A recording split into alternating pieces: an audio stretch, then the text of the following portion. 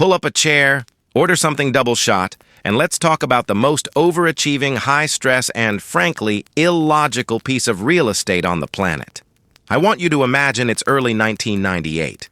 The global economy is having a violent seizure, and South Korea's national bank account is basically flashing a low funds warning. The IMF has just stepped in with a bailout that felt more like a hostile takeover. In most countries, this is the part where you see riots, or at least a lot of people hiding their cash under mattresses. But Koreans? They did something that would make a Silicon Valley culture lead weep with joy. They stood in lines for miles, grandmothers, newlyweds, school kids, clutching their gold wedding rings, their heirloom crosses, and even those tiny 24-karat gold spoons given to babies on their first birthdays. They didn't sell them for profit. They gave them to the government to pay off a national debt. Think about that for a second. That's not just patriotism. That's a level of toxic loyalty that would make a cult leader blush. It's the ultimate spoiler for the Korean story. No matter how badly the world tries to delete them, they just refuse to quit the game.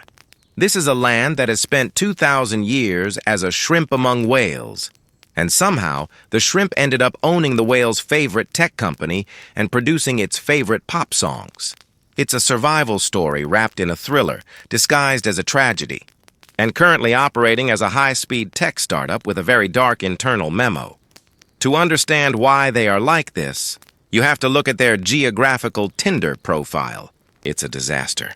Korea is a granite-backed peninsula stuck in a permanent group chat with China and Japan, two neighbors who have spent most of history trying to unmatch Korea's sovereignty. It's 70% mountains, which means there was never enough room to hide and never enough flat land to build an easy empire. For centuries, Korea was the bridge of the East, which sounds poetic until you realize that people usually walk on bridges, not with them. They were the corridor for every army, every plague, and every ideology moving through Asia. But here is the first major system error in the history books. Logic says Korea should have been absorbed by China 1,000 years ago. I mean, look at the size difference. It's like a suburban backyard trying to maintain its own border against a continent. But the Koreans developed a specific type of stubbornness.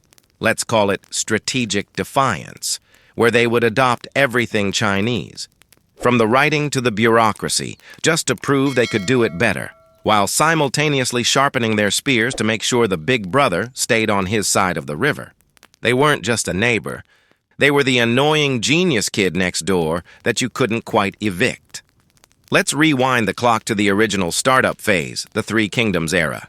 You had Goguryeo in the north, basically the Spartans of Asia who spent their time cosplaying as an unstoppable wall against northern nomads. Then you had Baekje in the southwest, the maritime art major that exported Buddhism and high culture to a then primitive Japan. And finally, there was Silla in the southeast, the underdog intern who everyone ignored. Silla is where the Korean Masterclass in diplomacy began. Realizing they couldn't win a fair fight, they did a backroom deal with the Tang dynasty of China to wipe out their rivals. But the second the job was done, and the Chinese started acting like the new landlords, Silla turned around and kicked them out too. They unified the peninsula by being the smartest person in the room, even if it meant sacrificing the vast northern territories of Goguryeo. It was a classic pivot-to-profit move. They got a smaller kingdom, but it was their kingdom. For the next millennium, they would perfect a culture that was so insular, so obsessed with its own internal rules, that the West eventually started calling them the Hermit Kingdom. But before the Hermit phase, they had to survive the Mongols. Now, the Mongols were the alpha disruptors of the 13th century. They conquered almost everyone. When they hit Korea, they expected a quick surrender. Instead, they got 30 years of guerrilla warfare and a royal court that moved to a tiny island just to spite them. While the countryside was burning, the Koreans were busy with a massive data backup project. They carved the entire Buddhist canon into over 80,000 wooden blocks, the Tripitaka Koreana. It was basically 13th century cloud storage, but made of wood and pure spite. The Mongols eventually realized that occupying Korea was like trying to swallow a porcupine. It just wasn't worth the pain. This period, known as the Goryeo dynasty, where we get the name Korea, was a messy, violent, but brilliant era of Celadon pottery and the invention of metal movable type. Yes, they beat Gutenberg to the press by about 80 years. But because they didn't have a marketing department, Gutenberg gets all the credit. Typical. If we jump into the Joseon dynasty, which started in 1392 and lasted until 1910, we see the most extreme version of academic Hunger Games ever recorded. These guys weren't just into Confucianism. They were superfans. They created a society where the sword was considered low class and the brush was alpha. Imagine a country run by a board of directors who would literally debate for 3 years over whether the king should wear a specific color of mourning robe for his stepmother. It was a bureaucracy simulator taken to the level of insanity. But in the middle of this nerd paradigm, you get a guy like King Sejong the Great. In 1443, he looked at his illiterate peasants and realized that Chinese characters were basically a paywall for knowledge. So he invented Hangul, a scientific logical alphabet that you can learn in an afternoon. The elites, of course, tried to cancel him for it. They liked the paywall. They thought literacy should be a premium subscription only. But Sejong's open-source language became the hidden OS of the Korean soul. It's the reason why, today, you can't find a Korean who can't read a bus schedule or a tech manual. He democratized intelligence 500 years before the internet was even a concept. But being a kingdom of scholars has a massive security flaw. In 1592, a Japanese warlord named Hideyoshi decided to beta test his new muskets on Korea. The Joseon court, which had been busy writing poems about cherry blossoms and arguing about funeral rites, was utterly blindsided. The capital fell in weeks. It should have been game over. But this is where the Korean RNG produced a hero so overpowered he feels like a fictional character, Admiral Yi Sun-sin. This man had zero naval training, was constantly being ghosted or thrown in jail by his own jealous government, and yet he never lost a single battle. In the Battle of Myeongnang, he faced 133 Japanese ships with exactly 13 of his own. He used the tides like a weapon and destroyed them. He is the personification of the Korean paradox, a man who is treated like trash by his own institutions, but will still walk through fire to save the brand. He saved the nation, then died in the final battle, ensuring he would never have to deal with the messy politics of the aftermath. Total main character energy. Fast forward to the late 19th century, and the Hermit Kingdom strategy finally hit a 404 error. While the rest of the world was having an industrial revolution, Korea was still checking its Confucian footnotes. They tried to block the West, but you can't block a gunboat with a poem.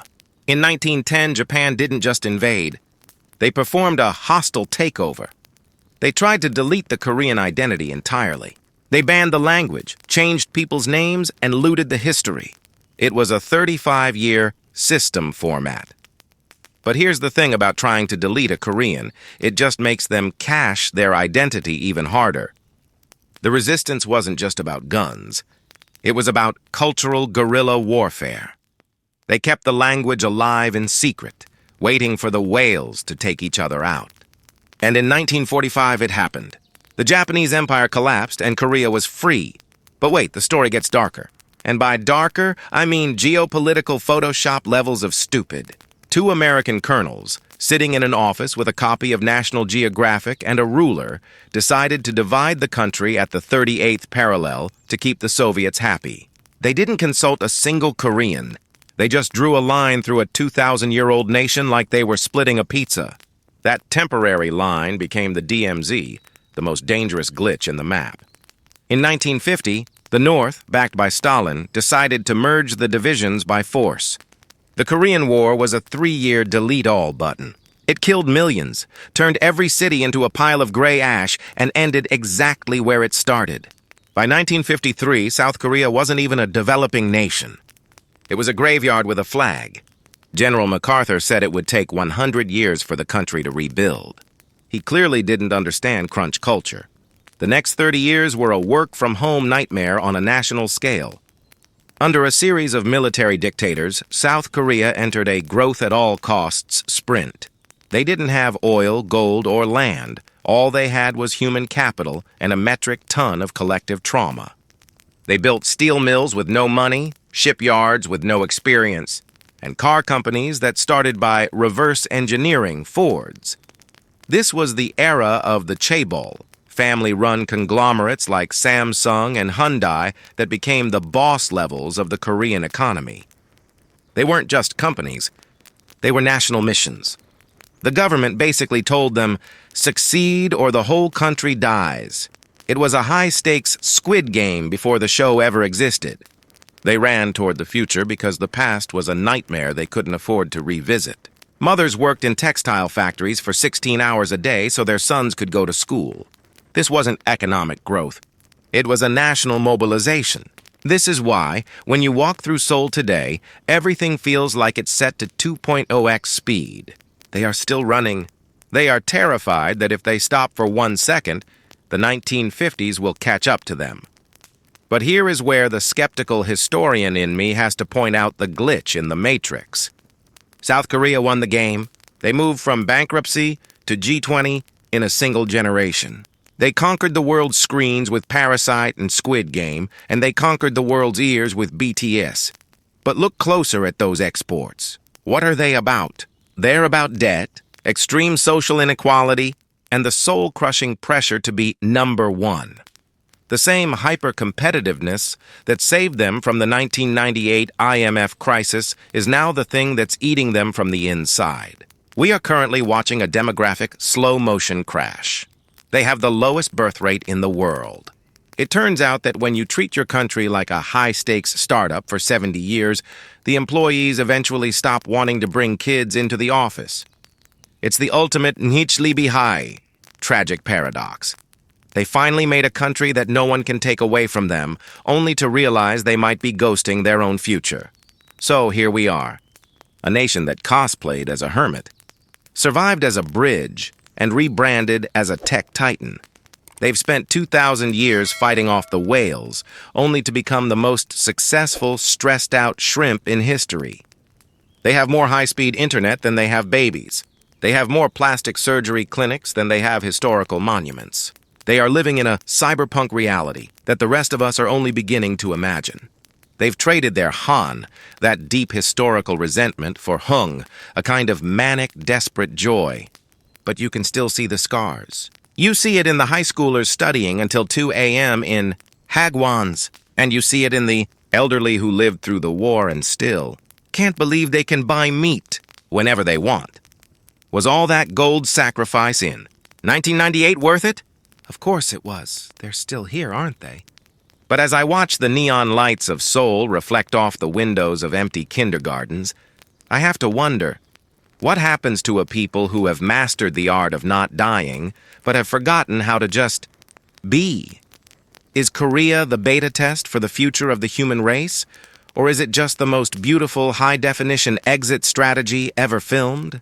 After 2 millennia of refusing to be erased by outsiders, the unbreakable anchor is facing its toughest opponent yet, its own exhaustion. The next chapter of this thriller won't be written by the whales in Washington, Beijing, or Tokyo. It will be written in the quiet apartments of Seoul, by a generation that is deciding whether the Korean brand is something they want to keep investing in, or if it's time to finally log off. Because in the end, the most dangerous thing for a survivor isn't the enemy at the gate. It's the realization that the war is over, but you don't know how to put down the sword. Keep that in mind next time you see a Samsung phone or hear a K-pop beat. You're not just looking at a product. You're looking at 2,000 years of refusing to die packed into a 4-minute song. And believe me, that kind of energy is as terrifying as it is brilliant. Cheers to the shrimp that became a shark. I just hope it remembers how to swim without a target.